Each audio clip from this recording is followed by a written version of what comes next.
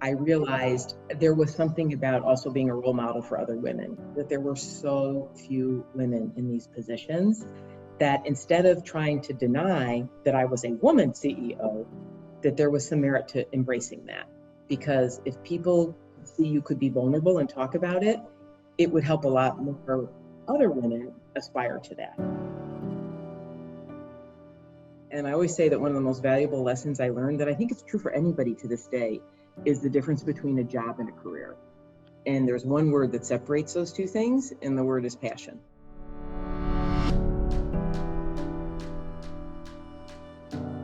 Welcome to Straight Talk, a podcast about big ideas and candid discussions from some of the world's foremost thinkers and doers. I'm Hank Paulson, chairman of the Paulson Institute, and today I'm speaking with Ginni Rometty. Ginni is the executive chairman of IBM, where she has worked for nearly 40 years. Most recently, she served as president, CEO, and chairman of IBM from 2012 until April of this year. I've had the opportunity to work with Ginni on a number of initiatives, and she is a real change agent and difference maker. She's always defined her job expansively, and she's never been afraid to take risks to achieve positive outcomes.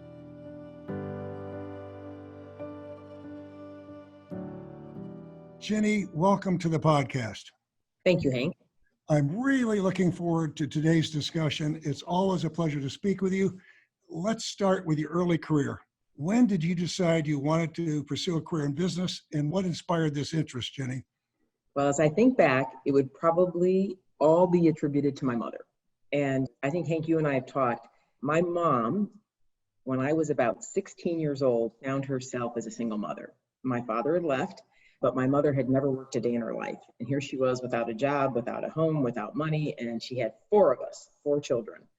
And what I watched at that time, and I really believe I learned indirectly from my mom, was not only the value of an education, because she had to go back to school. She somehow was going to get us off of food stamps. She had to go back to school, get an education. She'd only had a high school degree, but it taught me something else, which is related to going into business. When I watched my mom struggle, it taught me I never want to be dependent on someone else. I will always be independent, no matter what I do. And that, of course, would lead to then saying, you've got to have a career. And therefore, that's what I really learned indirectly from my mother, was this passion to go into doing something that at a sort of a primary level, I could take care of myself, but at a secondary level, then I could contribute. Very interesting, because that's where my interest in business came from my mom also. During the Depression, her father had lost his job, and her mother had supported the family with a catering business. And, she always pushed me on the education front and nudged me toward business. Now, you got your start working in autos at GM. Why the shift to tech? Okay, everyone always thinks it's a little bit of an odd place that I started. But related to that story about my mother, who, again, I believe in this country where there's a will, there's a way to do anything. So I found myself, and I found scholarships at Northwestern. But one of the scholarships I found at Northwestern University in Chicago was all around working my summers at General Motors. And it was in the days when, in exchange for my summers, they helped pay my tuition at Northwestern. So I felt an obligation to at least give it a try and start. And I always say that one of the most valuable lessons I learned, that I think it's true for anybody to this day, is the difference between a job and a career. And there's one word that separates those two things, and the word is passion. And I can remember in the middle of the night getting up to work on trucks and buses, and I was in systems, I was in technology, and this assembly line would break, and I thought to myself, what am I doing? And not that it wasn't a great company, and I learned many things, and I'm forever grateful for what they did. But I could see at that really young age in my 20s that there was a difference between a job and a career, and that word passion separated them. There sure is. Now, and then 40 years at IBM, 40 years. What kept you at IBM? Well, I think of two things. One is challenge, and the second word is purpose. And first, challenge. 40 years, people think you've done the same thing. I feel like I've had 20 different careers in IBM in a 40-year period. And when you look at when I started, it was in the days when they hired me as one of their first professional hires because I knew how to transform the back office of a bank. And so it was all the systems that now seem, like that was a million years ago. on how to automate the back office of a bank. But then I had the chance to build the services business, which is now the largest services business in the world.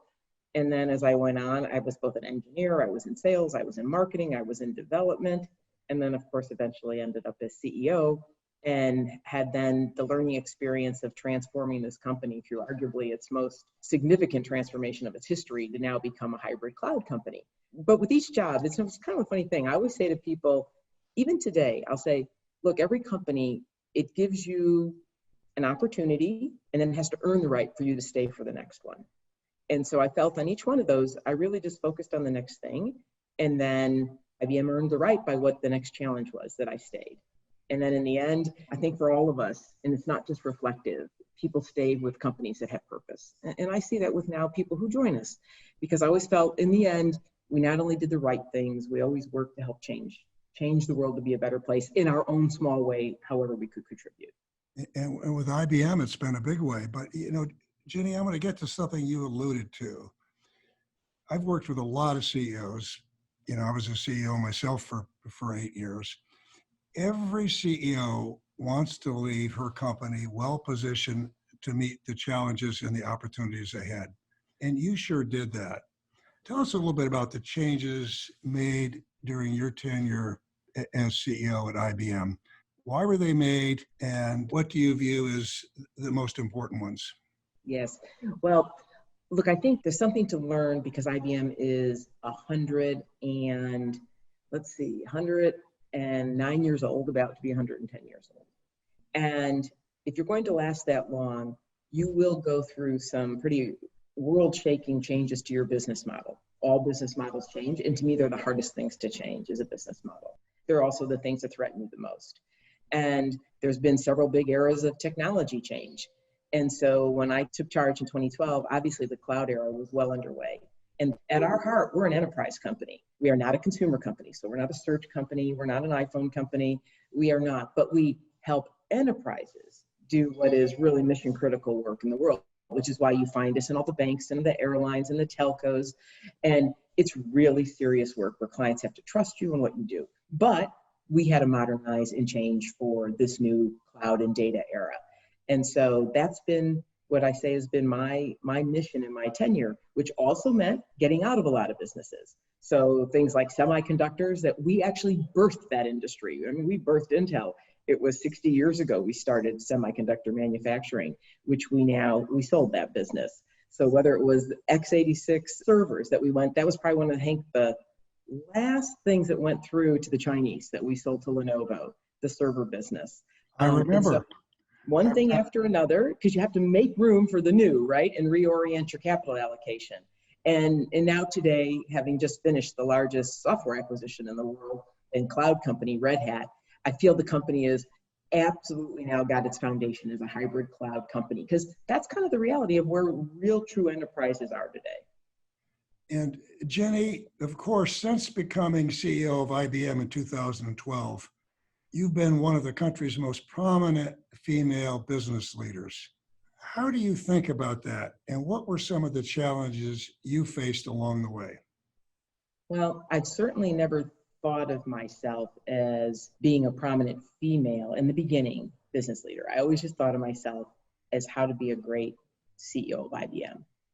I will also, though, tell you, Hank, as I became more reflective as the years went on, I realized there was something about also being a role model for other women, that there were so few women in these positions that instead of trying to deny that I was a woman CEO, that there was some merit to embracing that. Because if people could see you could be vulnerable and talk about it, it would help a lot more other women aspire to that. And so some sort of way mid-course, I did begin to talk about that more and talk a bit about what it meant to be a woman in this kind of a role. I think you and I have talked about, there's no doubt along the way, given there's fewer women, everything I do is personalized and it's magnified. And it's something you just have to get used to and have a bit of a thick skin about. And it's one of the things that I talk to a lot of women about. And a phrase I coined was that growth and comfort never coexist. And that if you want to grow, you will always be uncomfortable. And that you should become comfortable with that. that when you take a risk, it actually means you're growing and getting better at something. And I believe it's true for people, companies, countries, the same thing, that growth and comfort never coexist. And that's probably the biggest learning of this time in my career that I've been able to pass on to other women. Yeah, it's fascinating, Ginni. That's something I've seen too. And as you said, with the women, it's magnified. I have no doubt about it. I've worked with a good number of women CEOs. I've watched women business leaders. But whether you're a man or a woman, you need to recognize that everyone says embrace change. We love change. But you know what? Human beings don't like change. They're uncomfortable with change. And so people that want to progress and grow have got to be prepared to get out of their comfort zone and take risks. I remember I saw it when I was, CEO of Goldman Sachs and talking to business schools all over the world and saying, embrace change to the students. Change is your friend, volatility is your friend. And then suddenly when I had made the decision to join the Bush administration and be Treasury Secretary and had to eat my own cooking, I thought, holy cow, what have I done, Hank, on that point, I will say something. It's a bit of a stereotype, but I have found it to be true in every country in the world, that this point is, as I said a moment ago, magnified with women. And most women I know, myself included, I will tell you the 10 things I cannot do before I will focus on the 10 things I can do. And it becomes even more important then for a woman to think about that, because often with roles, they're pulling themselves out of them because they're saying, hey, I'm not ready for that job yet.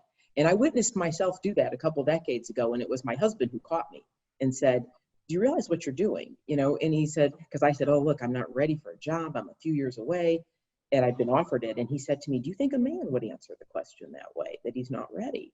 And he was really right. And it was in that moment I learned that, and I've seen it with so many other women, and there's studies that prove this, that they're just first to go to the things they cannot do versus what they can do.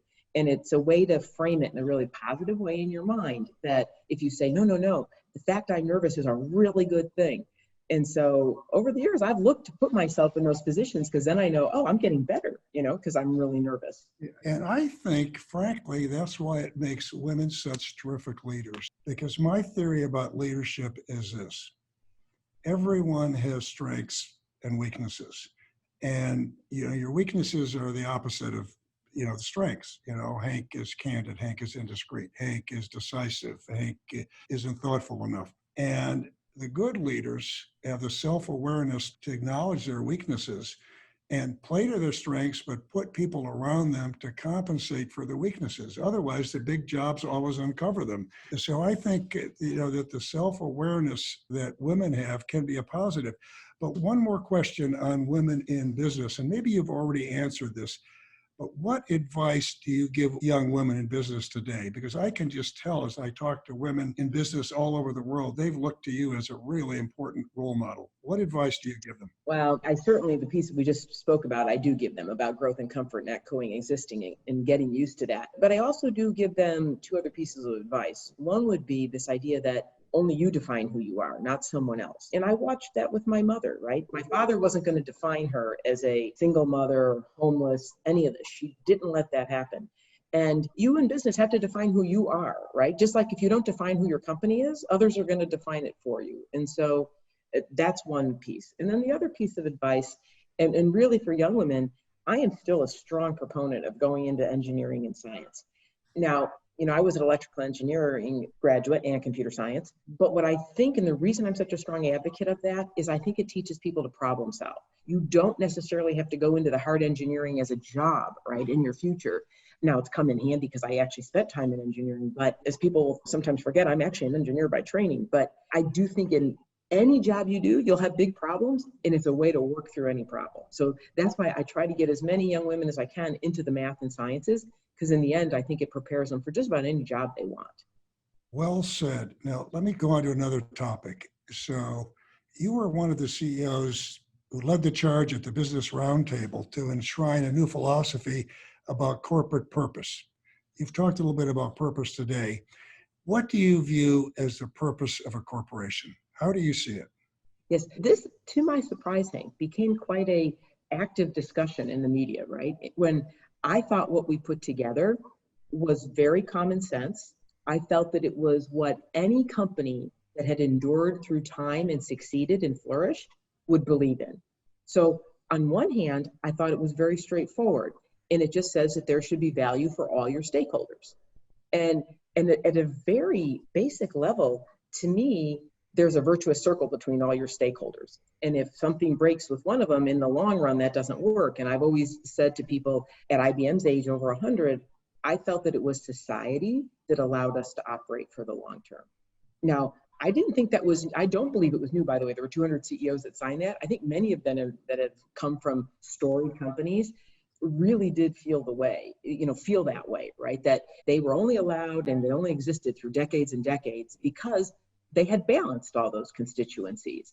And of course, you've got to make money to be able to do some of these things. And there's a link between your employees, your shareholders, your community, your customer, your suppliers. I feel that's been second nature. And so that is, to me, the purpose of the corporation, is that there is value for all of those. Because by the way, as you know, I'm passionate about education for underserved communities. That is not just altruistic. I mean, I need these employees. And by the way, I also need an economy that's flourishing so that they want to invest in our companies and buy our goods. So to me, these things are all linked. And I think you saw the linkage now very clearly with COVID and all these struggles with racial justice. This is, to me, bringing to the forefront this very topic. And this is not just a government topic. This is only solved by people working together, because maybe we'll talk a bit about this.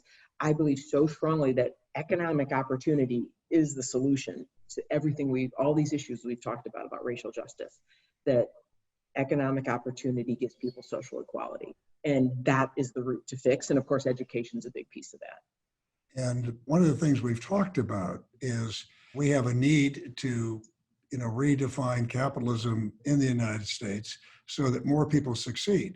We still maintain the incentive to work, the innovative spirit, all of those things that have made our country great, but that our economic system has to continue to evolve. And I'd like to switch now to tech. And the pandemic has really made us all rethink our relationship with technology. People are now ordering groceries online. They're increasingly comfortable with and reliant on teleconferencing. What are some of the lessons you've learned about the opportunities and perhaps the shortcomings of modern technologies during the pandemic? Well, first, opportunity. After we were into this a month or two, I saw something I believe interesting happening. On one hand, you saw people conserving cash, capital, liquidity, but because it began to be apparent that this was going to last a longer while, I actually watched companies stop on just short-term actions, and it began to be a catalyst to take on some more daring long-term transformations. So you had this interesting sort of two sides of a coin. On one hand, you're conserving, kind of short-term measures, capital, focus on liquidity. On the other, people were becoming more bold about doing things for the long term. You normally don't see those two things happening at the same time. So to me, the opportunity has been, and I see it with our own company, I would use the word that people are reimagining their businesses right now. So I'm absolutely convinced when it comes to how people work, it will be a hybrid model going forward, meaning people want to go, oh, is everyone going to be remote, or are they all going to be in the office? I think there's a place for coming in the office because you have to build culture, innovation. Many, like your old business, I would call an apprenticeship business, meaning, how do different people in Goldman Sachs, they learn from each other, as an example. And so there's a place. Now, maybe you come in once a week with a team, or maybe you come in a week and you're not in a few weeks, or maybe it's a day, but I think that's going to be permanent. A hybrid model will be reimagined. I think what will be permanent on how people work, this idea that when people got caught and they couldn't get people to work, therefore now they're going to do extreme automation and a lot of things will be contact free. I mean, it was coming from a different issue, a COVID, a sickness, but it's going to change the way things work. And same is true for, you asked me about how IBM's reinvented.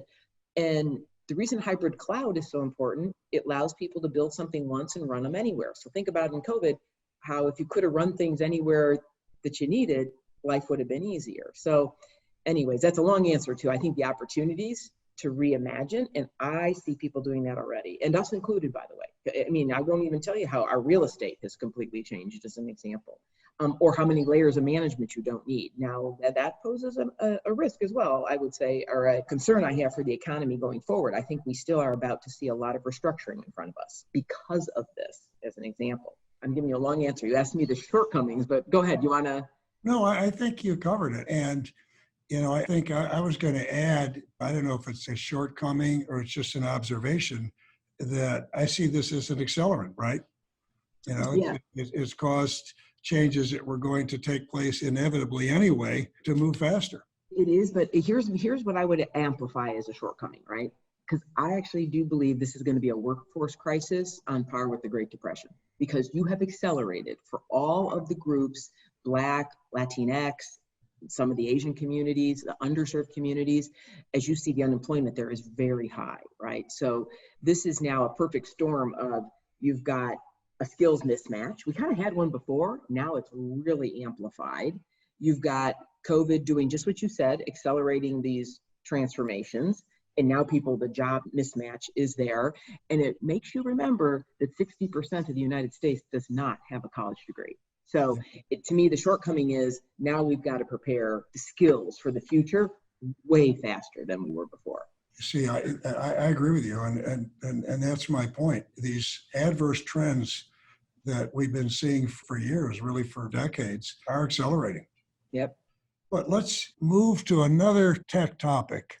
You and I have spent some time talking about 5G.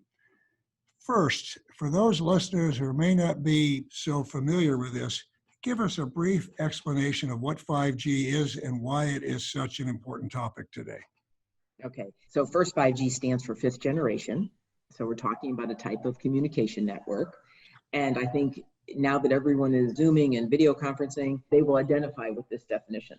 Think of it as if now on your mobile device, you could trust it to do something like heart surgery remotely, meaning that you could trust the network, the response time, that it would stay up, that you'd put your life in its hands. So almost like real time, right? Like you could be doing the surgery. And that's what 5G is going to give you. It's going to give you that kind of speed and that type of capability. That's my layman's sort of explanation, that you would never have to worry, right? Today, oh, my line is dropped, you wouldn't want that to happen in the middle of your heart surgery. And so that you could confidently do anything that way is how I think of what 5G is. And how did America lose the lead to China on such a critical technology? And what do we have to do to catch up? Okay. So I'm not sure I would describe, you and I have talked about this, Hank, and Right. you've been into this topic many times. I'm not sure I'm ready to declare a winner or a loser yet. I believe what we have, in my simple way, is we have two competing architectures. One is open and one is closed. So what do I mean by closed? So if you think of what the Chinese have built, when I say it's closed, almost like think about buying a black box. I'm making this very simple, but when all the hardware, software is all linked together, you get it integrated, that's it. Whereas I believe what's at stake here is competition for the network to be open. And what open would mean is different vendors and companies can make different pieces and put it together, and that's how you get your 5G network.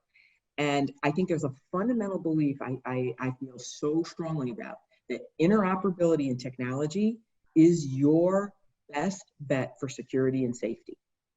When things interoperate, you get checks and balances on each other. And that to me keeps the world safe, the network safe, and what they do. And that's why, to me, the battle's open versus closed. And I would way better I would love to have open and interoperate with the Chinese vendors, because I can put things around them. I can check on things. We know how things ought to connect.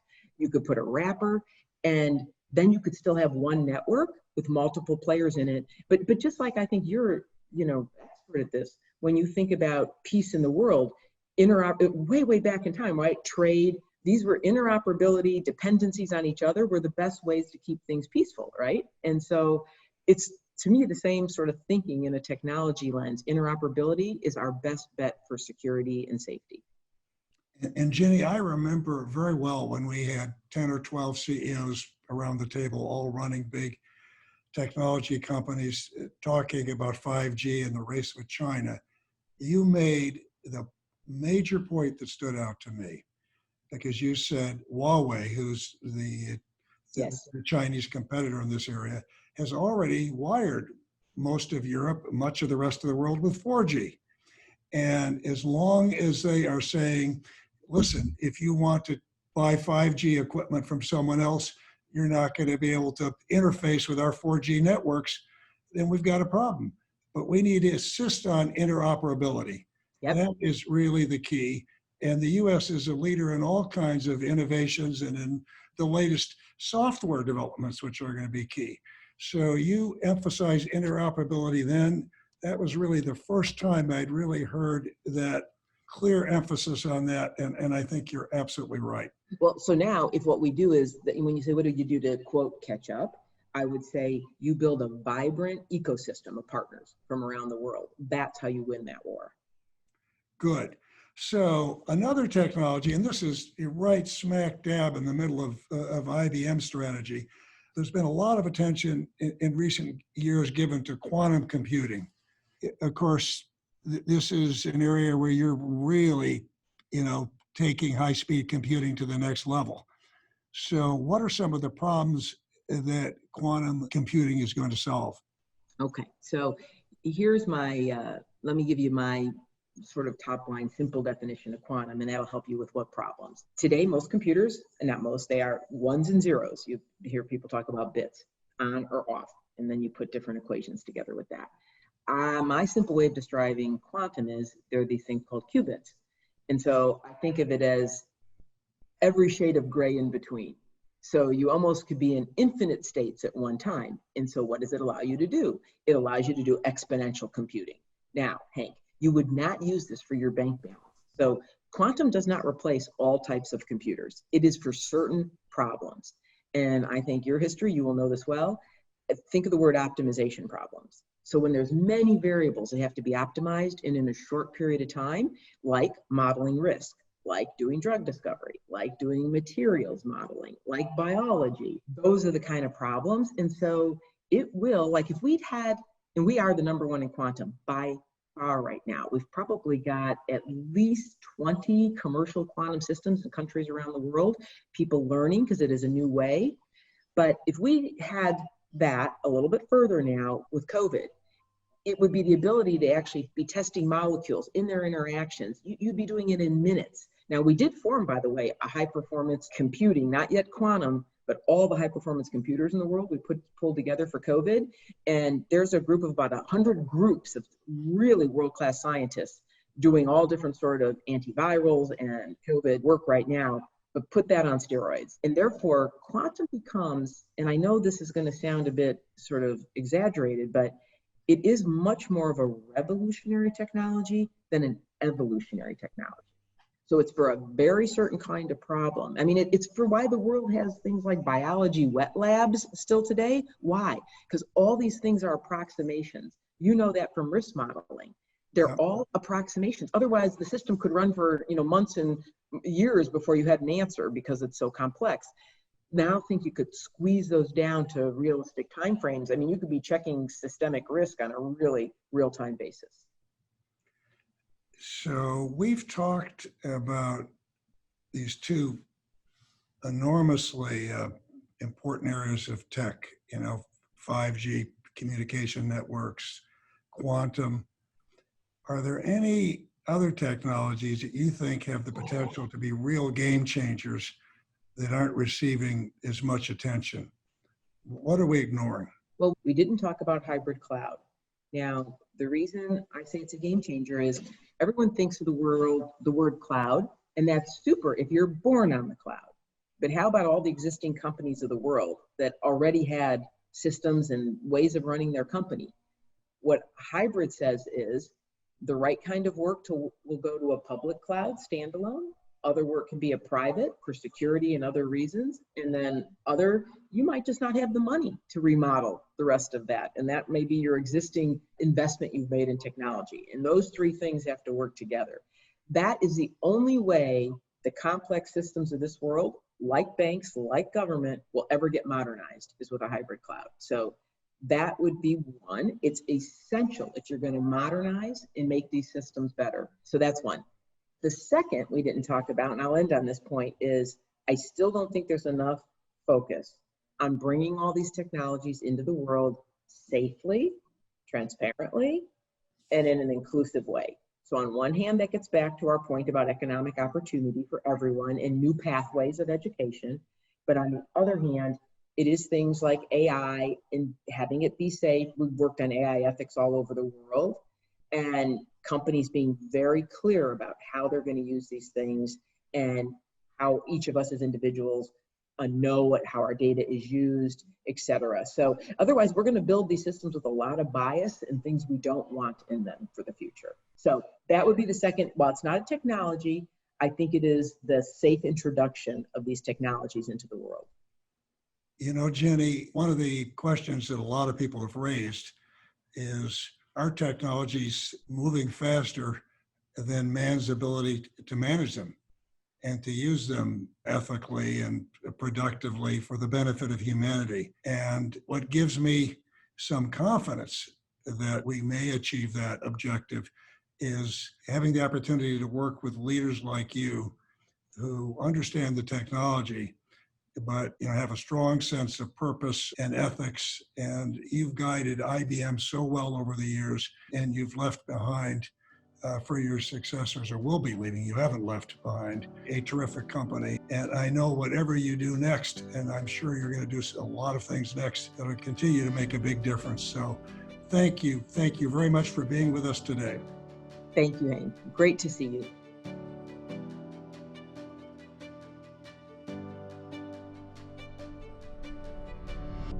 You have listened to Straight Talk with Hank Paulson, a podcast of the Paulson Institute. To find more episodes from leading thinkers and doers, please visit paulsoninstitute.org/straight talk or download on Apple, Google Play, Spotify, and Stitcher. And don't forget to rate and subscribe. Thank you for listening, and see you next time.